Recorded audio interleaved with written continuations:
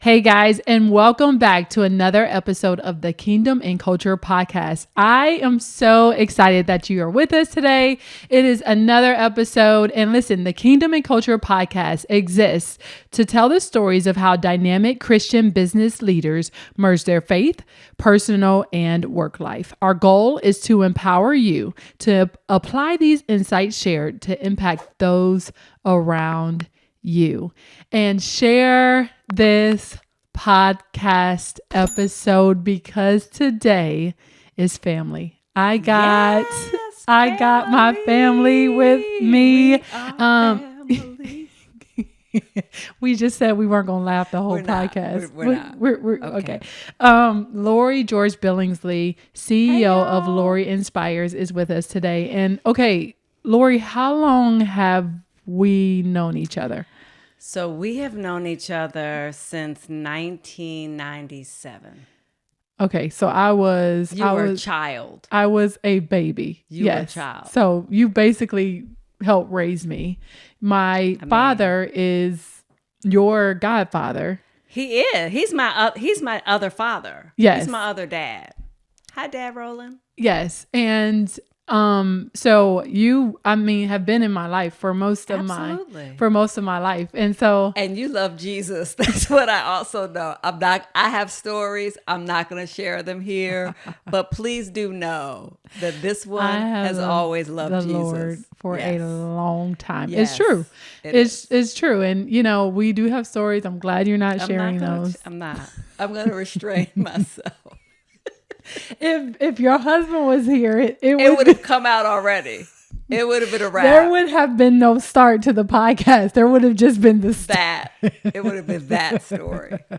Listen, the first segment of every podcast, I like to get to know all of our guests. Okay. And so we have a segment called All About Me in 4 Minutes. And this is where I ask you multiple questions that are not bio-centric. They're really just to get to know you and let our listening audience get to know you as well. Okay. So I'm going to jump in, and thanks to the help of Google, we're going to start the timer. So, hey, Google, give me a 4-minute timer. All right. Are you ready, Lori? I'm ready. Go. All right. First question. Describe yourself in a hashtag. Oh my gosh, in a hashtag, loving Jesus and living my best life. Okay, I like it. Hashtag loving Jesus and living my best life, which you are. I am. All right, so what is your favorite app? My favorite app is actually YouVersion, which I start my day with every morning. Okay, YouVersion. Yes. So the Bible app. The Bible app, okay. Absolutely. Got it. Verse of the day. That's how I start my day. Okay. Yes. Yeah. Do you watch the video? Sometimes. Or sometimes you just read it, meditate on it, and absolutely do whatever. Okay. Do you use the Bible plans? I do not. No. Okay. I have a whole thing I do. Okay. Walk me through that real quick. YouVersion. Okay. The app. I do the verse. I may or may not listen to the video. Okay. I then go to my Operation World app. Okay. Which gives you a country to pray for every day, and they give you the prompt of what to specifically pray about that country. Oh, I love that. And then I go to my Jesus Calling app, and I read that devotional, and then I go to the Daily Audio Bible app that takes you through the Bible in a year. The Daily Audio Bible. That's my morning quick routine before I do anything else. I love it. How long does that take normally? Anywhere from what? It usually takes 20 minutes max. Yeah. Get it in. So some great app resources there for you guys to check out. On the phone. Yes. Love it. All right. What was the last place you visited? New York City. NYC. Okay. Yeah. Work 2 weeks ago. Or play? It was for a board meeting. It was work. Okay. Mm-hmm. Work. Still working. All right. What is your favorite family tradition? Okay, my favorite family tradition, my niece and nephew who lived with us for part of their years growing up, the Marvel movies started coming out the year that my nephew moved in with us. Okay. So when he turned 13, it was Iron Man. And so we have a tradition that opening night Opening night of a Marvel movie. Was that Thursday night? It was Thursday night at midnight back in the day. Your girl would struggle. Tired. Oh my God. Tired. It was at midnight. And so the three of us would go to the movie theater. Oh, I like love same it. movie theater. We had the same routine, same seats. Like we would get it in to the point where I would actually rearrange travel. Like if I had to be traveling, I would get back in time To make sure you were. to make sure that we. I love it. That's our I love it. tradition. I love it. I love it. All right. So, Lori, which Yes. of the 7 dwarfs is most like you? Happy. Because Happy. I'm always happy. You are. You have a great, happy persona. I try. Yeah. Yeah. Good. What was the name of your first pet? Happy. Was this like, what story, please? He was, I guess like a mutt, part collie, Okay. part mutt. And All right. he was my dog growing up, Happy. What? So, yeah, we don't know what he was. He was a mutt. He was a black and white dog. Who's going to be waiting for me in heaven? My husband and I have lots of debates about that. If dogs go to heaven. He's going to be in my mansion. All right. There you have it. What was the last book you read? Walking with God by John Eldridge. Such a good book. Good book. It's a great book. Okay. Yes. If you could be an Olympic athlete, which sport would you compete in? Gymnastics. Gymnastics. Yes. Much like my daughter, Absolutely. who loves gymnastics. Yeah, I love gymnastics. Okay. I used to do gymnastics, so yes. Nice. Oh, you used to do gymnastics I did. growing up. Okay. How many years? I don't remember. I did a lot of things growing up. You were busy. That was one of them. Nice. What would your autobiography be called? Oh my God. She did it God's way. I like that. Come on here. Yes. Yes. She did it God's way. Okay. And how would you describe your job to a child? I help run companies. Okay. Yeah. Keep it simple. Yeah. That's pretty simple. One last question. We have 5 seconds. Okay. Would you rather get one free round trip international plane ticket every year or be able to fly domestic anytime for free? Domestic anytime for free and rack up sky miles so that I could take an international trip. Strategy, people. The strategy of it all. I like it. Yeah. Makes a lot of sense. All right. It's fun. Yeah, it was fun. And it's great. Always fun to get to know you and get to know a little bit about your background and how upbringing and what that looked like. And so next up, I would just want to transition into talk a little bit more about like your background. But first, let me introduce you formally. Okay. Lori George Billingsley is a former Global Chief Diversity, Equity, and Inclusion Officer at the Coca-Cola Company. She was with the company for over 20 years, having spent most of them in a variety of roles with increasing responsibility within public affairs and communications. Lori has over 35 years of public affairs and communications experience in developing and implementing breakthrough strategic initiatives that meet organizational goals, target audience needs, and produce results. She currently serves on the board of directors of Pioneer Natural Resources, NAACP Foundation, and Arete Executive Women of Influence. Lori is a featured speaker globally and has received numerous national awards, including the Alumni Award for Distinguished Postgraduate Achievement from Howard University, HU.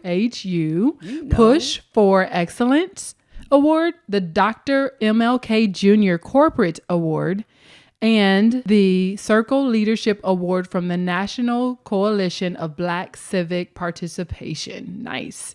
Lori, first of all, your experience definitely speaks for you. And I am just thrilled that you are even gracing us with your... I'm so excited to be here. Yes. And this is exciting. It is exciting because, I know that in our prep for this, there was so many things that came up just around leadership and leadership development and so many different tips. So I'm so excited to jump in. But first, talk a little bit to our audience about your background and, I know you started off in PR. So let's just start there. Okay. So first of all, I'm so excited about Kingdom and Culture. Thank you. I'm so glad that God gave you this vision and that you actually are actioning on it. So thank you. It's an honor to be one of your first season one. Come on, first season one. Yes. Okay. Thank you. So just to take a quick diversion. Sure. I grew up with parents who believed that the way to solve societal problems was to bring people around the table. Of different backgrounds, different cultures, different ideas, different perspectives. And they literally did that around our kitchen table. Wow. So we would have like business leaders, church leaders, community leaders, elected officials sitting there talking about education reform, integrating neighborhoods, all of it. And so that really colored my perspective on how to solve problems. Was that in Georgia? That was in Teaneck, New Jersey. Teaneck, New Jersey. Home of the Isley brothers. Okay. Yes. Gotcha. Teaneck, New Jersey. Okay. So I grew up there and then went to college at University of Bridgeport for 2 years, was walking across campus one day and my intro to mass comms teacher said, "You would be really good in PR." Now I knew I wanted to be a journalist, but he piqued my interest.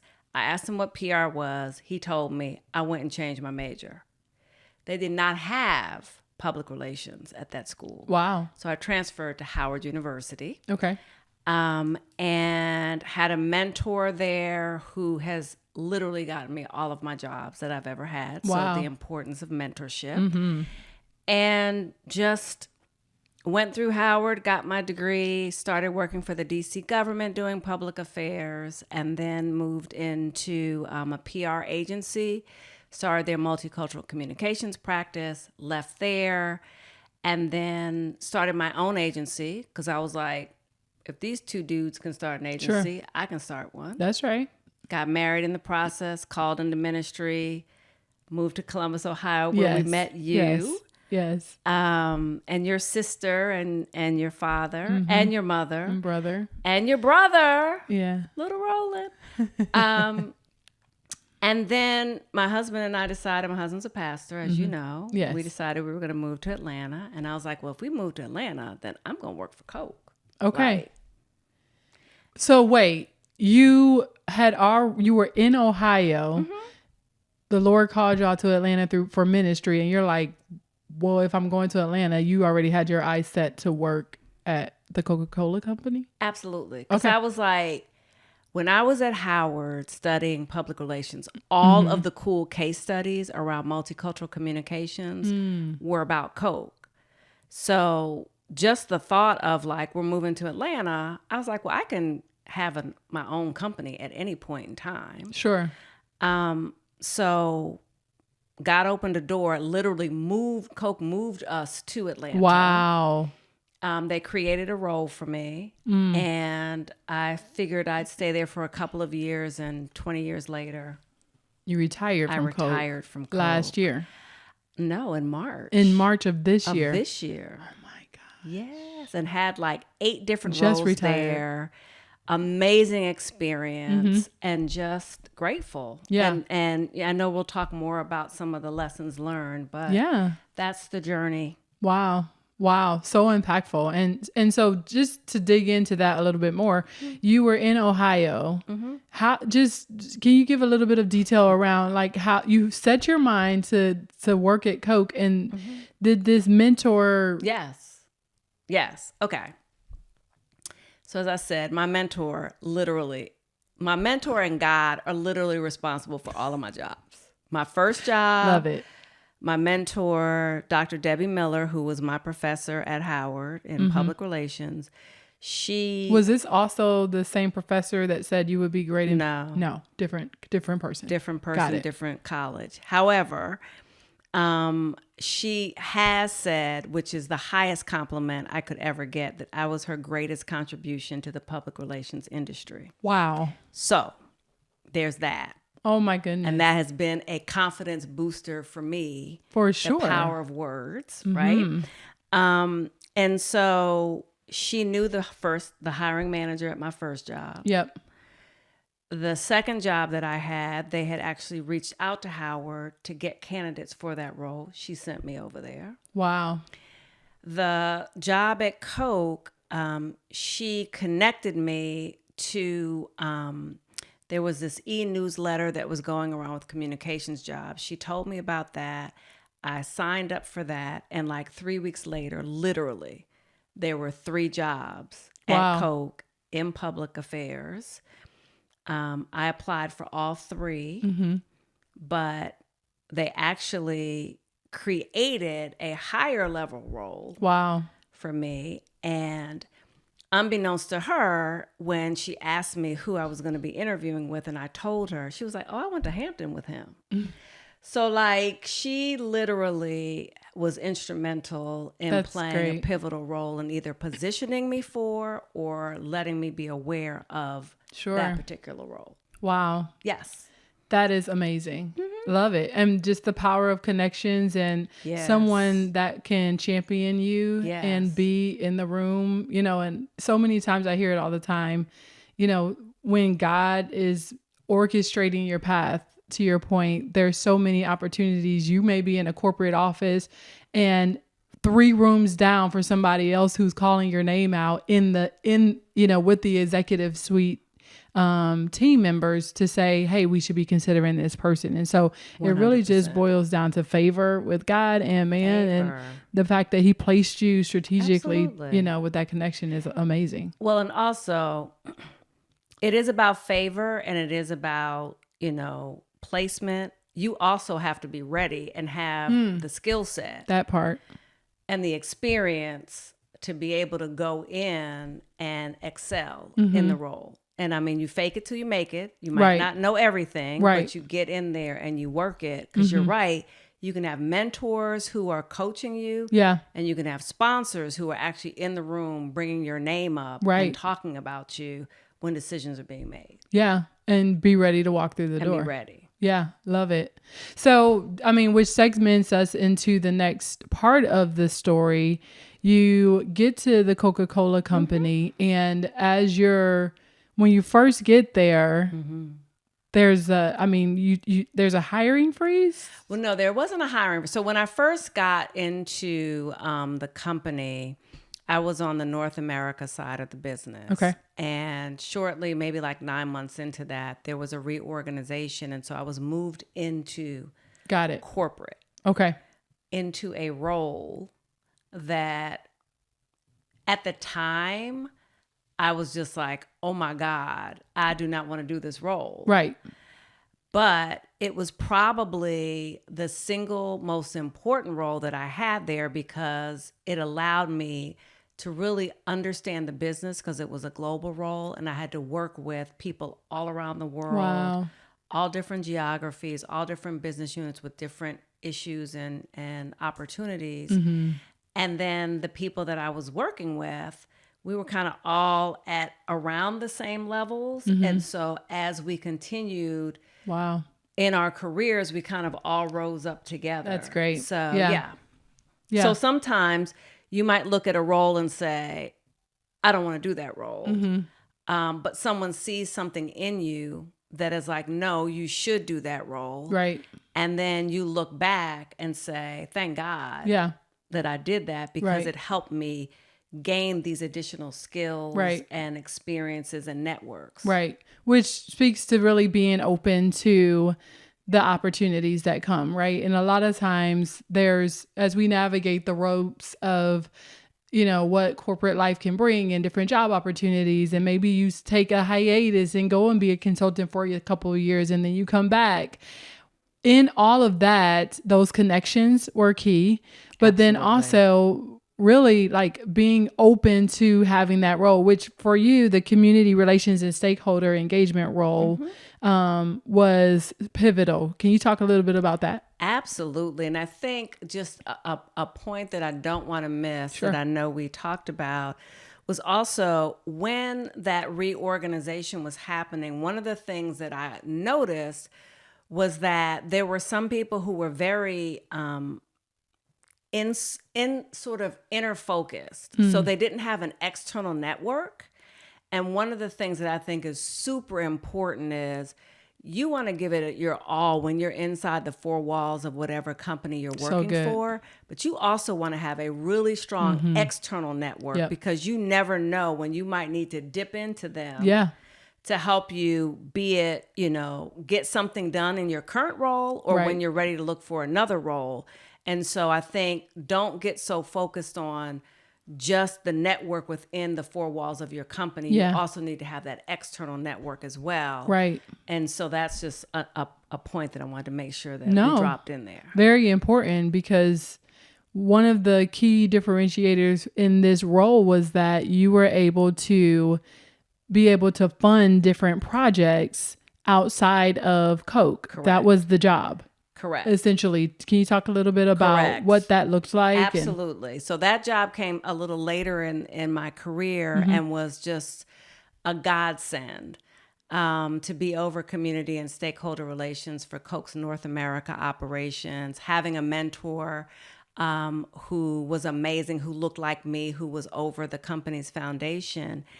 And I was able to use the funds in a way that also help support faith-based organizations.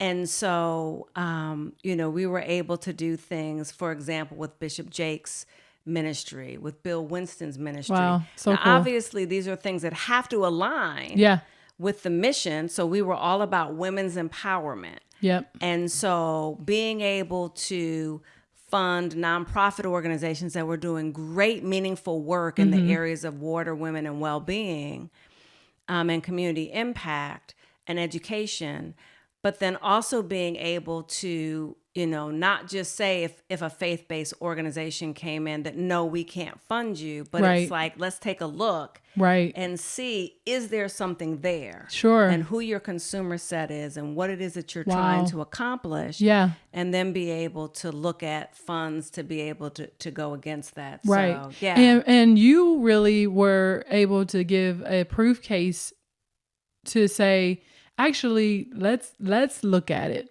Right? Because of your role in that area, you were the one that was really key and pivotal in saying, well, they are reaching women that are African American, and we have this initiative that partners with that. So let's look at that as an opportunity to be able to fund that and get in front of those people. It was really building on the work that my mentor, who was over the foundation, had already done, because she had previously funded some of those organizations. So cool. But it's like with every iteration, there has to be somebody who's at the table who's saying, no, we need to continue doing this, and let's look at that and see how we can maybe expand those funds so it's not just a sponsorship deal, but it's also funding that can provide some of the work that's being done from the foundation side. So that was really impactful. And then also just helping people understand the power and influence that faith-based leaders have. They are influencers as well. For in sure. a different way. Right. I mean, you go to some of these events and you'll see, P. Diddy. Right. And you'll see, people who are, out there on the celebrity scene and on the entertainment field that are big influencers that also follow these different ministries. And so, again, just helping people understand the impact that some of these influential faith-based leaders have. Wow. That's really amazing how you were able to connect those two. And, one of the other pieces that I love to highlight there is that you were and have been for over 30 years, really a trailblazer in the space of being able to create what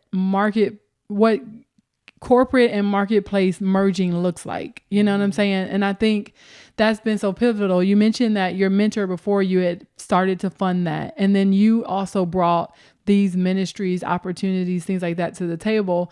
And I guess what I really want us to hear from the KNC community is that wherever God puts your hands to show up at, show up there with a perspective of, one, how can I be the hands and feet of Jesus in that community?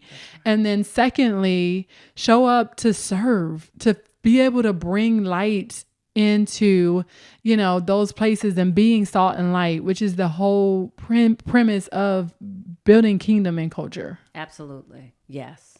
100%. Yeah. And for me, one of my mantras was, I'm going to shine bright for Jesus wherever I go.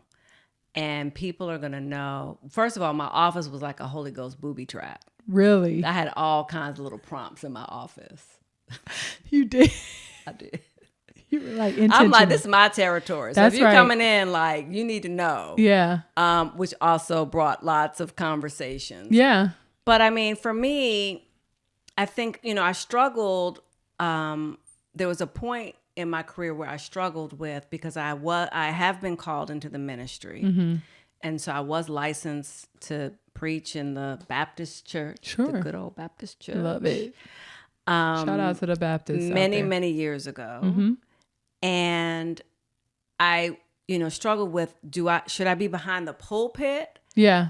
And like, should I be out of like full-time work and be behind the pulpit full-time ministry? And that's when I really got sort of the revelation about, no, I need to be a marketplace minister. Wow. And I need to bring the marketplace and ministry together, bring those worlds together. Okay, wait. So much you're saying is so good here. Like, so you had an experience where when you came to the Lord, grew up and decided that you wanted to engage in full-time ministry, mm-hmm. there was a point where you were like, what does that look like practically? Absolutely, yes. And then you discovered that shouldn't be behind a pulpit. That's not the only place to minister? Correct. So this was like, I was licensed in 1995. Yeah. Yeah. Like my license, so just to give perspective. Sure. My license, at that time, they did not have licenses in the feminine. Mm-hmm. Mm-hmm. So like literally my license, they had to type through everywhere where it said him, his. That part. He. Okay, so I'm just taking you back. Mm-hmm. All right. So I didn't know. At that time, I worked for one of the top 5 PR agencies in the country. They had just promoted me to vice president. I was one of the youngest people that looked like me that was a VP. Sure. And I really felt the Lord directing me to leave. Wow. And so I left. Like everybody, my dad was like, are you still going to have health insurance? Like the whole thing, right? The whole thing. The insurance part. All of right. it. Yeah. Okay. Love God, follow him, but insurance. Love Jesus, but you got some insurance over there. Right. That part. Right. So I left and I started my own consultancy. So that's how I started my own consultancy. Gotcha. And I really struggled up until the point I really did like, okay, God, so I'm doing my PR stuff, consulting. I'm also in the church that we were in Columbus, Ohio, and I'm doing ministry there because I was teaching in the Bible college. Right. But I always still had a pull towards PR. Yeah. And so I really struggled with that for a few years. Right. And then fast forward, get to Coke. And because the Coke thing, I was just like, I'm so excited we're moving to Atlanta. I'm going to go work for Coke just for a couple of years though. And then I'm going to come back and do like all this, my stuff. Sure. And a few years in, I I remember having that struggle again and thinking like, okay, maybe I should leave and go back and do just sort of like both things. And the Lord very specifically spoke to me. Now, I have to always give this caveat when I tell this story. Okay. The company that I retired from is the largest and the best, like, beverage company on the planet. Okay. Yes. Shout out to Coke. Yeah. They, like, I want you to consume their beverages. Yes. Okay. I have to give that caveat. What the Lord said to me was, it's not about soda, it's about souls. And so that immediately put into my mind that, okay, this is my mission field. Like what I am doing, everyone I'm touching in the four walls of the company, outside the four walls of the company, it is about souls. Right. Now, yes, I am 100% on point with representing the company, but I also recognize that I am an ambassador of Christ that's out here. Right. And there's a very senior level executive person at the company who actually said to me, she looks at it when you total up the number of employees across the entire system, it's about 750,000. She was like, I look at that as my mission field. And so it wasn't just me that, God was tapping to say like, who, and I remember being promoted into one role and somebody saying to me like, that's awesome. Who else would be better positioned as not just, a person who has that expertise, but also an ambassador for Christ to be in that role. And so I would just encourage, the audience that wherever you are, just shine bright for Jesus. I love it. Because he's going to put you in places and spaces where you can I have much more of an impact there than I would have had behind a pulpit. Wow. And so that part, don't minimize the role that you're in, the people that you're impacting, just shine bright for Jesus. I love it. And also that the duality can exist. Absolutely. Like you can work and you can also be very intentional to be 100% who God has created you to be in the marketplace. Absolutely. I think that's something that we strive to really push within Kingdom and Culture is that there is space for both at work. One other thing that I think is really important for us to know within our KNC community is that even as you continue to evolve, be open, like you said, to knowing that souls are an opportunity. And really, like I've said it a couple of times in a couple of different episodes, but it doesn't have to be like some starchy, like over thought communication. It can be very simple, like here's my story. Like I was just sharing with a coworker the other day, a story about Kevin and I in our marriage and how we've evolved over the past 12 years of being married. And, I just shared honestly from my story and I was saying, this is how we met. We didn't get it right. Originally, according to, the word of God, we had a baby out of wedlock. We were pregnant and getting married when I was 9 months pregnant. But the authenticity in that story can speak so much louder so many times than, sometimes trying to put on a persona that we're not, and, I think, the Bible says that God exalts the humble, and when we're honest and humble and are able to come to the story and tell our full selves in a story, even in America and at work and whatever, I think God honors that and people they see the real. Absolutely. When you're authentic, you're a magnet. Yeah. I mean, people come to you. I'm sure at your job, I know at my job, people would come all the time asking for prayer. Asking, like wanting counseling. It's because you are authentic. You are genuine. They see that and they know that they can just be real with you. I mean, people come up and they'll be like, oh, I'm sorry. I'm like, just be you. I'm good. Right. I'm Lori. You be you. Exactly. You don't have to do anything special to be around me. Exactly. Yeah. And that makes you so much more approachable. And to say, like, I've had instances where I've had to regroup my own self, like from a work perspective. I had an instance recently where, we met with our VP and I was explaining some things that were happening at work with him. After that, I had a meeting with a couple of my direct reports and then some of my peers. And in the meeting, I found myself saying, hey guys, listen, I had a wrong perspective about what our roles were and what each one of us played in this story. And I'm sorry if I contributed to some of the misnomers that were happening in our team. And I'll tell you, it was so interesting that the out of that came more. I got more calls from my bosses, from my peers, more follow up. Hey, I just want to have a one from just a minute to say, hey guys, like I missed it on that one, but I want to make sure we're aligned and that we're moving forward.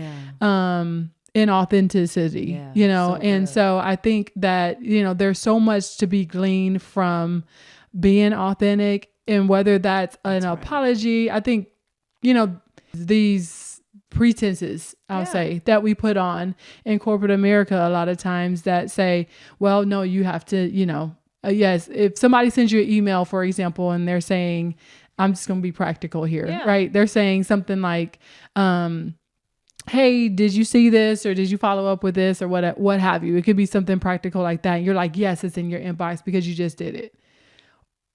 Okay, that's one way to approach it. Another way could be like, hey, I haven't done it, but you'll have it in your inbox by Friday at 5. Right.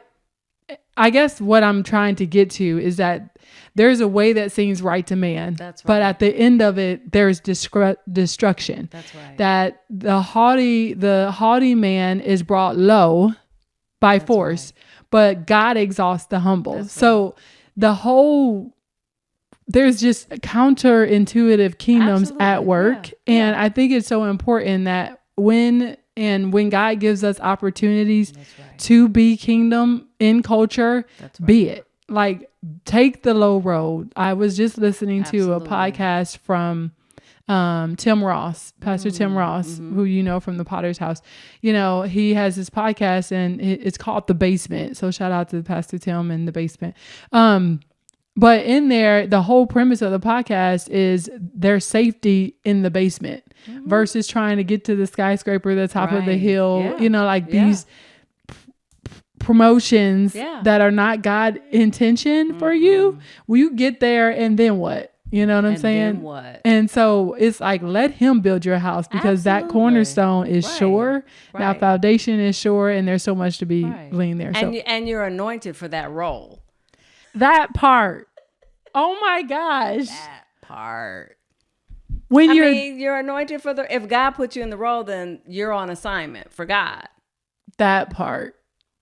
And so that's your source. And I cannot tell you how many times I'd be like, okay, God, I don't even know what I'm supposed to do. Yeah. Or, oh my God, I can't believe that just happened. Right. I don't even know that I would get a text from somebody that would have like a scripture or an encouraging word from someone that was like exactly what I needed at that specific moment. Yeah. And for me, while you were preaching, I was thinking about a whole sermon in the just podcast. Tell the truth. Yeah. That's the bottom line, because that's going to be the distinction.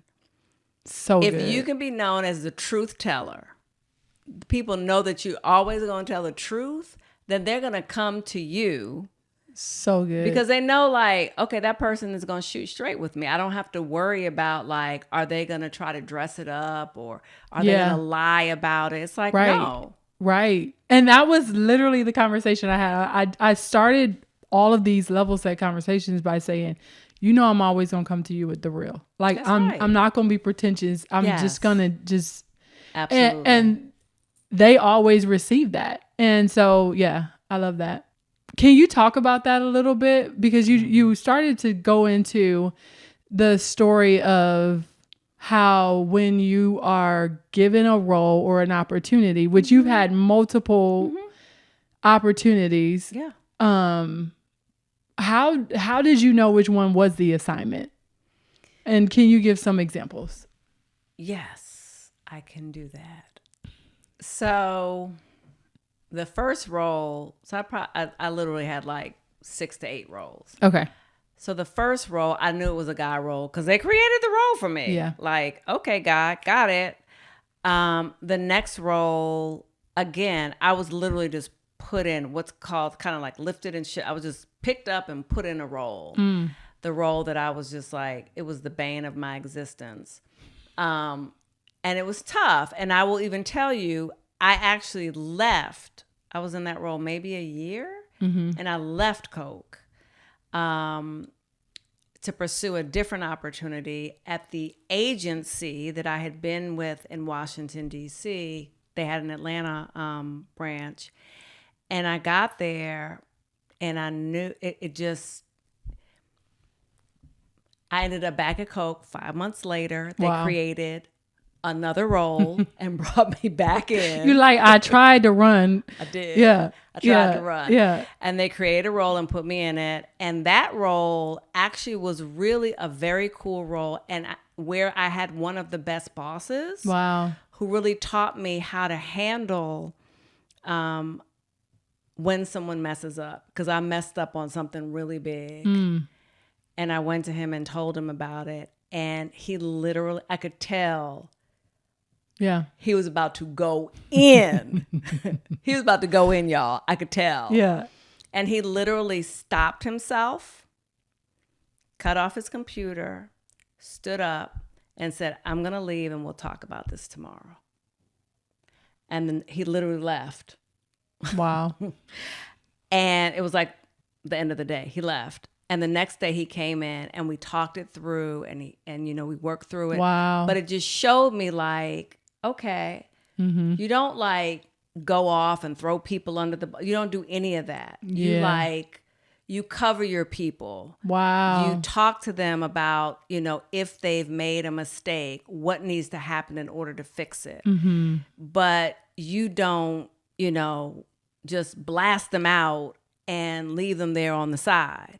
So that was a great lesson. Powerful. And then I went back to North America in the role that I truly, truly wanted at the time, which was over multicultural communications. Okay.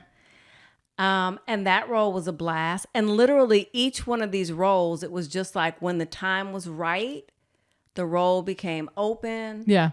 I was, you know, told about the role. I applied for the role and I got the role. Wow. You said, and that then you got the role that you really wanted. Yes. And then a few years later, I was tapped for the community and stakeholder relations role, which was just like another, like I didn't even know that was another dream role. Sure. Which was pretty amazing. Yes. And I'm very proud of the work that the team and, you know, that we were able to do in terms of funding a number of organizations. I think we might have even funded your mama's organization. Gospel Heritage. Shout out to GHF. Come on. Madam Teresa Hairston. Yes, we're gonna have her on season 2, y'all. You better. Yes. She's the queen. I'm saving her. Bring her in. Bring mama in. And then I was like, honestly, that role, I was just like, this is it. This is the role for me. Like, I'm good. I'm ready to retire here. I was in the role for 8 years. I was just like, this is going to be it. This is going to be like my swan song role. It's going to be amazing. Swan song. Come on, Swan. Come on, Swan. And I worked, because of the work that I was doing, I worked very closely with the chief diversity officer for the company. Sure. And one day he just came to me and said, you know, basically, I just wanted to give you a heads up that you're on my succession plan. So if, you know, I were ever to leave, you know, you would be on the plan, and would you be interested? And I was kind of like, I mean, I okay, sure. Yeah. And then 2 months later, he left. Wow. Wow. And so you're like, yeah, right. I was like, oh, like right now. Okay. He was amazing too, went on to do amazing things and is continuing to do amazing things. That's great. And so the role, okay, so let me just paint the picture. I've been in public affairs and communications my entire career. Okay. 33 years at that point. And this role is in a completely different function. So it's in human resources. Right. And it's kind of like you don't usually do these kind of roles at the end of your like when you're thinking about leaving. Not that I was thinking about leaving, but like I was like, I'm good. This is the role I'm going to be in. Right. Like this is going to be great. Right. And so we don't even have time for the 3-part dream that God showed me over a 6-night period. But the thing is, when you first got the opportunity or got a call, it was really a call, right? A conversation, a call with like, are you interested? CD, yeah. The CDO, yeah. When he came over and talked to me about it. Yeah, he came over. He's like, yeah, okay, sure. Yeah, I mean, which is cool because I think the takeaway for us is when opportunities come, don't immediately close the door. Oh, it doesn't look, smell, sound like what I thought it would be. Point. I don't think it's okay. You literally just by not saying no, gave God space, to work in your heart and say, all right. And then 2 months later, that was a surprise. I was like, oh, okay, here we are. Yeah, right, yeah. And then going into the role, like. Literally, I was 6-part dream. 6-part dream. No, it was a 3-part dream over a 6-night period. Wow. Okay. No, we can't. But this was just like multiple confirmations because you were like, I got to hear. No, it actually was. So just to summarize it. Okay. I was waiting for the series of interviews. I think maybe I had done one of the interviews. Because I started in the role in October. This would have been the end of August. So I hadn't even been offered the job yet. Okay. I would have been offered the job in September. And it was like maybe after the first round of interviews. And I had this is the first time this had ever happened to me. I had a 6-part dream over a 6-night period that solidified to me that I was going to get the role. Okay. And it also showed me some things specifically that were going to happen. Wow. That not even a month into the role, 2 weeks into the role, the first dream happened. Wow. Within the next 18 months, the second dream had happened. And I was in the role for 3.5 years. Within the 3rd year, the 3rd dream happened. And that's when I knew my assignment was up. Wow. So I was like, okay. And that was all before you even got the offer. Before I got the offer. I was like, that's when I was just like, oh, I'm about to get this job. I better get my head in the right space around this. Yeah. And then obviously going into the role, in 2018, it was before the whole global social justice, with the murder of George Floyd, as well as many others. And so that really changed the whole dynamic as well. And the role became really, on center stage. Yeah. Not just at every company around the world, right? I know yours as well. Like everybody had to deal with the issue. Right. And so it was, again, as one of my former colleagues and an amazing woman said, she was like, think about how God had you positioned in that role for such a time as that. Yeah. And the impact that, he was able to do through the team and the efforts that were done. Yeah, no, I mean, so you bring up social justice and I for me, and I think for every company, it looked a lot different. Say more. For me, it was when I remember we were all working from home right? Everyone was working from Everybody. home during COVID. And my son was up early one morning, Micah, my 12-year-old, and he The said, giant that I just saw. yes, my tall, handsome boy. He was watching TV and we just had it on CNN because I saw the articles coming up. And of course, we were all watching. Right. It was right after and there were protests happening. And right on CNN, this was when they grabbed the reporter. I don't know if you remember that morning. They grabbed a reporter and they started handcuffing him while he was on live TV. And he's like, I have a press pass. And Micah says, Mommy, what is he doing wrong? And I just had to sit Micah down, which was 3 years ago. So he was probably like 9 or 10, and have a conversation with my Black son. Right. That Which says, you shouldn't have to. Right. But you do. Yeah, I do. Absolutely. And I had to say, listen, in America today, African Americans are not seen or treated the same or equally as others. And this is a reality and you need to be aware of this. And this is why mommy dresses you a certain way and why mommy makes sure your hair is cut neatly and why, like all of these things that I shouldn't have to worry, quote, Real about. talk. Yeah. I had to have that conversation with him and really just talk to him about the injustices and, why George Floyd and so many others, to your point. Right. So I went on to keep, working, and it was interesting because at work, it almost felt like a completely different world. Than what was happening everywhere around us. Right. I would go to work and it was like, okay, deadline spreadsheets, marketing, like nothing happened. And I had the opportunity, which I'm grateful for. My boss at the time was very open to having conversations with, me. And so he and I sat down with him and I said, listen, this is hard. We're acting like completely normal. And I just want you to know this is not normal. This is not cool.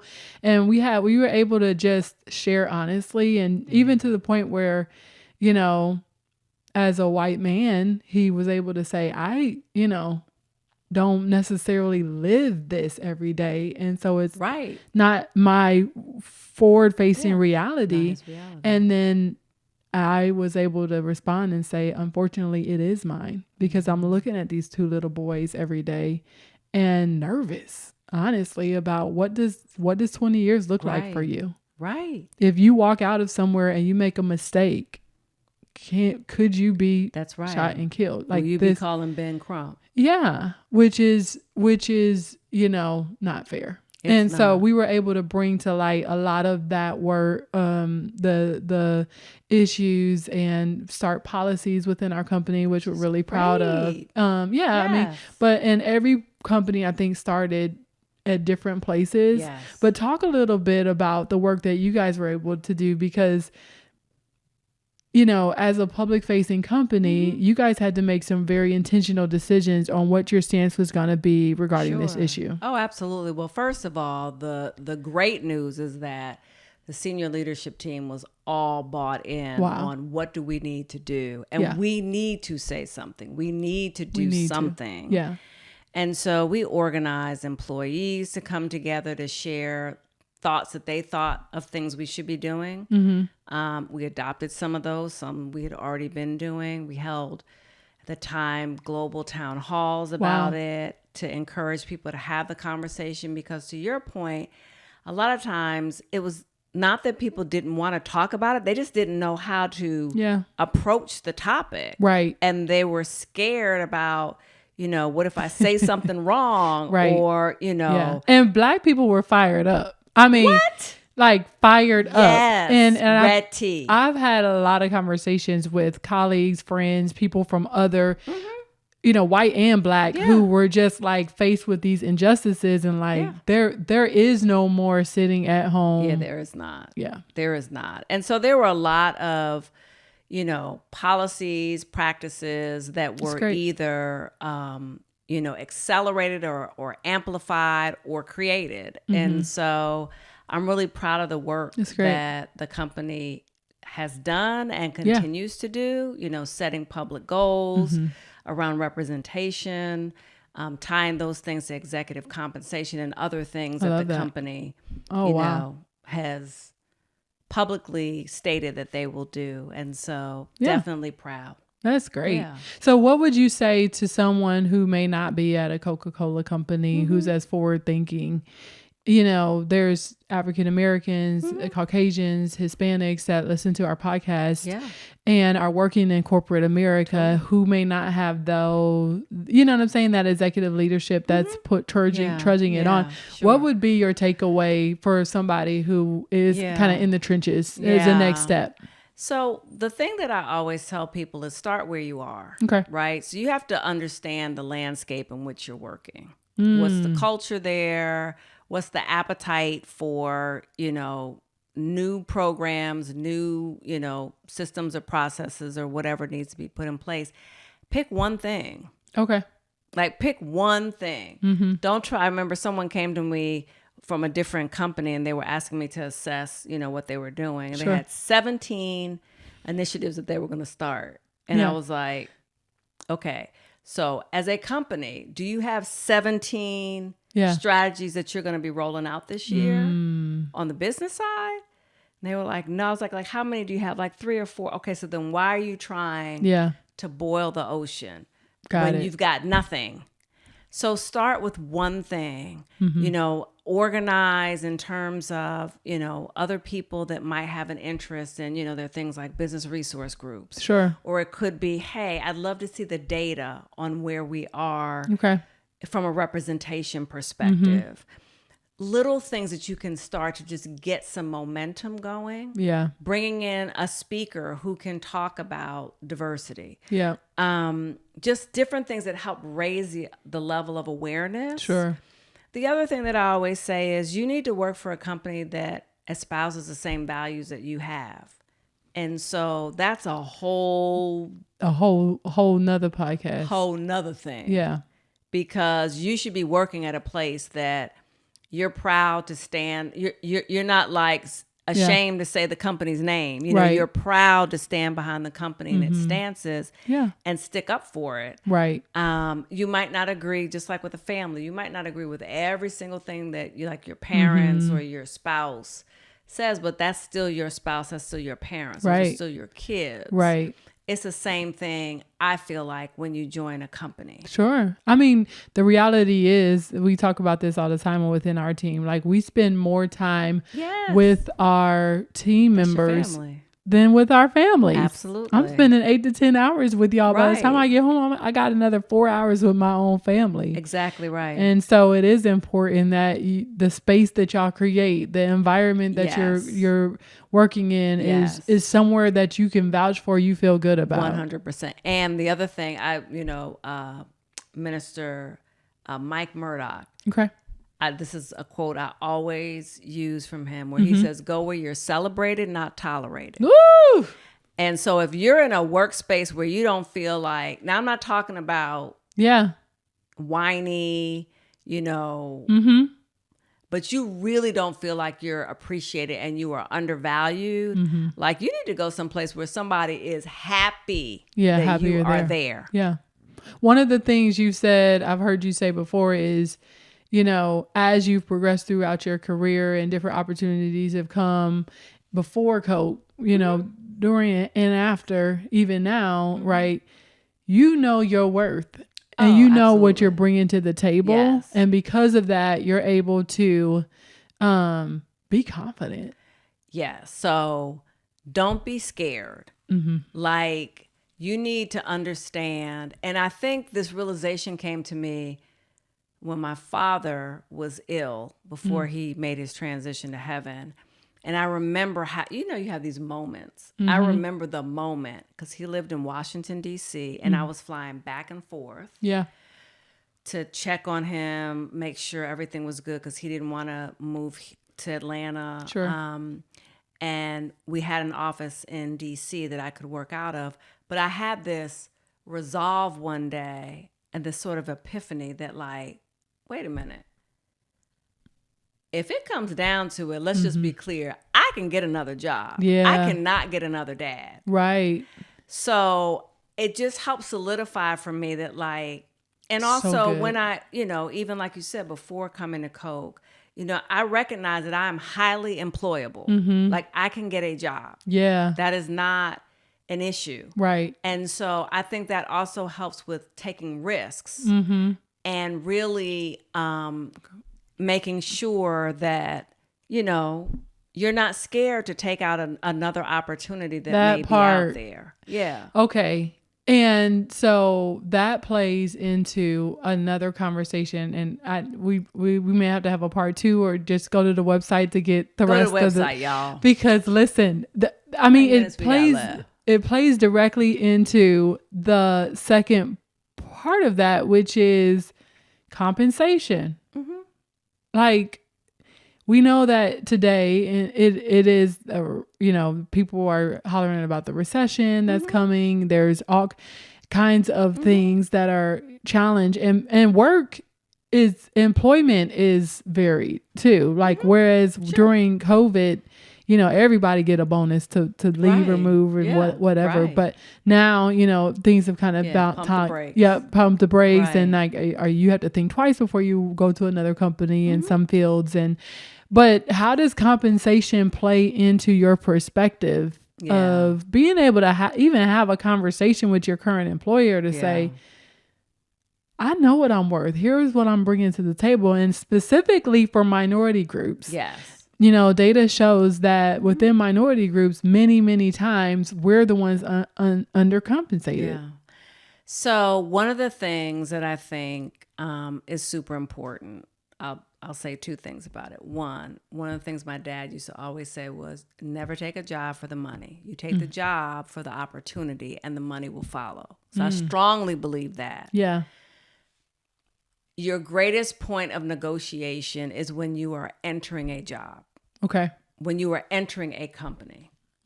That is going to probably be the highest and most that you're going to get. So you were saying the last part is when you come into a job, that's when you want to make You want to negotiate hard when you first come into a role, because that is really going to be the basis point for any negotiations thereafter. So when you come into a role, when you come into a company, that is when you are trying to get the most. There is so much data out here now that can tell you how much a role is worth. Yep. Based on where you are, what your experience is, what part of the country, all of that. You need to go in with all that data. Right.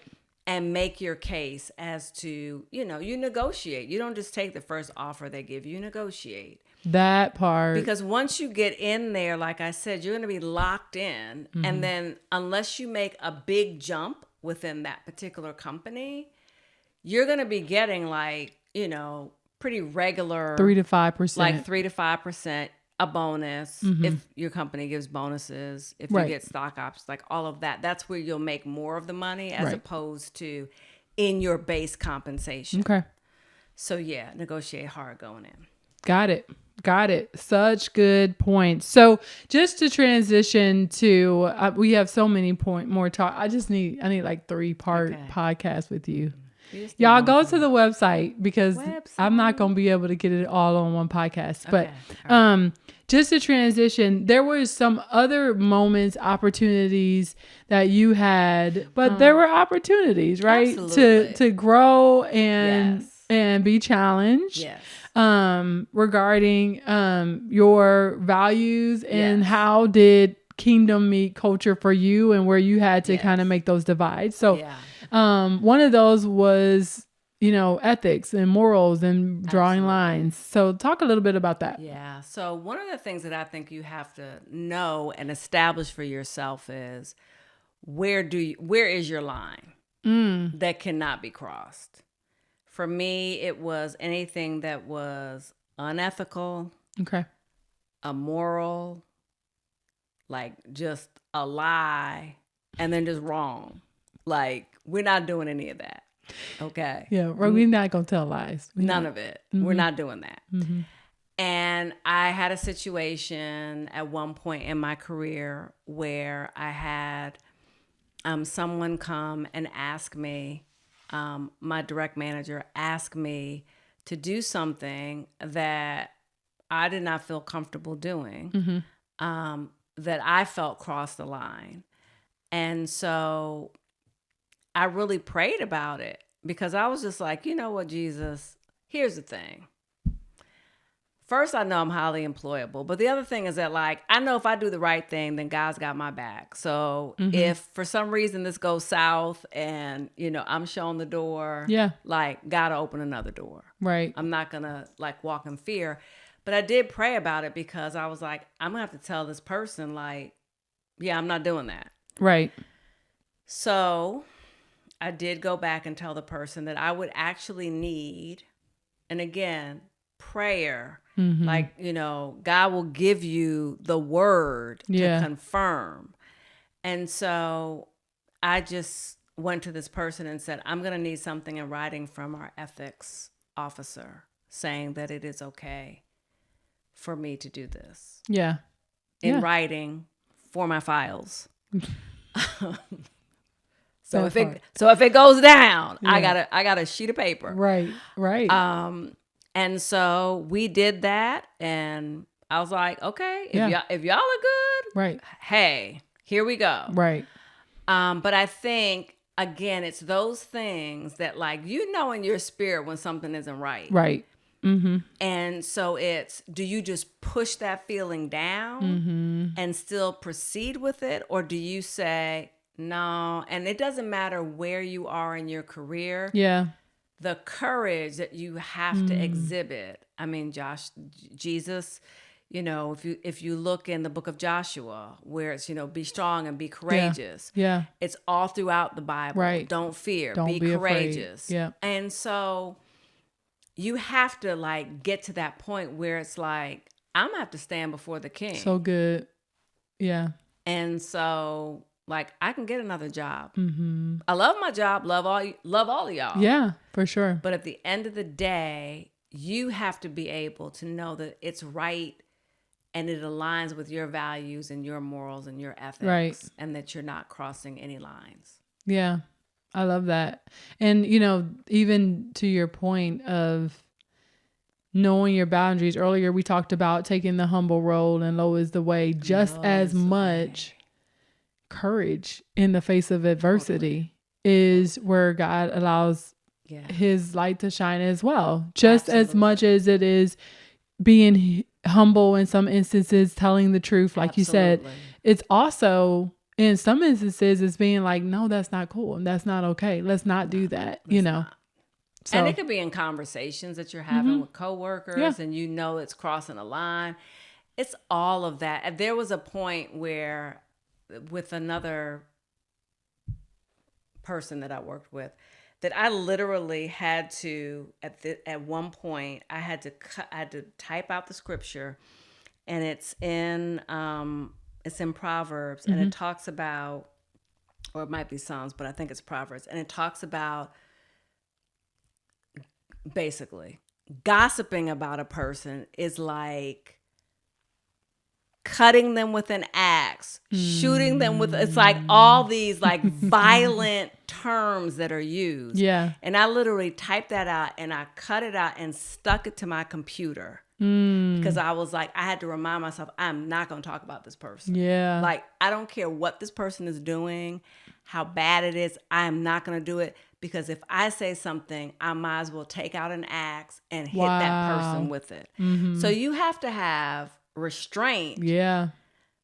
The Holy Spirit, Holy Ghost. Yep. Restraint. But to your point, it's also those other things about humility. Yeah. About courage. The other piece that I also share is God said to let your light shine. Yep. So how do you balance that though, right? So it's like you don't want to be out there all showy, letting your light shine. You want to be humble. So you have to find that right balance. Sure. But he'll show you. He'll direct your paths. So good. So good. Well, Lori, any final thoughts or Good things Lord, that we you talked about everything. Final thoughts. take risks. You only live once. Live your best life. Do the most. Do all the things that God puts in your heart to do. Yeah. Just do them. Don't, if you know it's from God, do it. Mm-hmm. Don't second guess yourself. Go out there and just live large for him, because he's the only, as you said earlier, we are his hands and his feet. Yeah. There's not someone else that's coming to do that. He's expecting us to. And so use your influence, use your platform to amplify Jesus. I love it. And, make sure that you're doing everything with a spirit of excellence. Again, take risks. Don't be scared. Pray your way through. And the other thing that I will say, I'll just leave on this note, and this is about finances. Okay. Save early and often. Okay. Because that will give you options later. Part of the reason I was able to retire early was because I had a plan. God is a planner. God had a plan. You need to have a plan and then work your plan. Thank you for having me on Kingdom and Culture. Listen, that is a whole word. So listen, on that, and yes and amen to that. No, it's good. It's so good. Listen, as we transition to our music spotlight segment, I wanted to encourage you guys in that God sees exactly where we're at.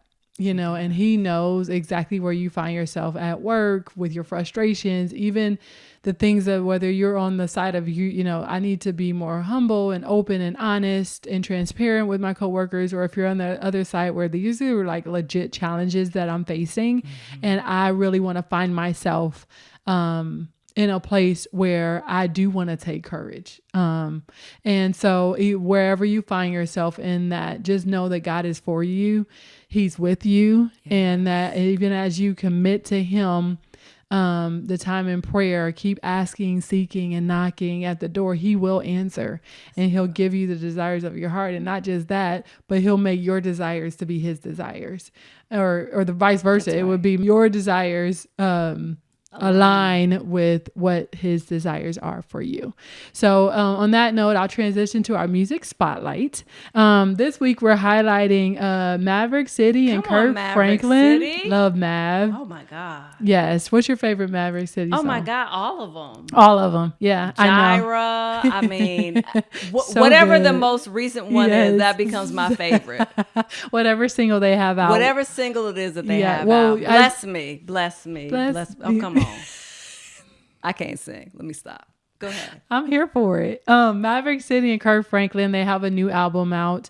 On March 1st of 2022, Maverick City and Kirk Franklin gathered at the Everglades Correctional Institution in Miami, Florida to record their latest project.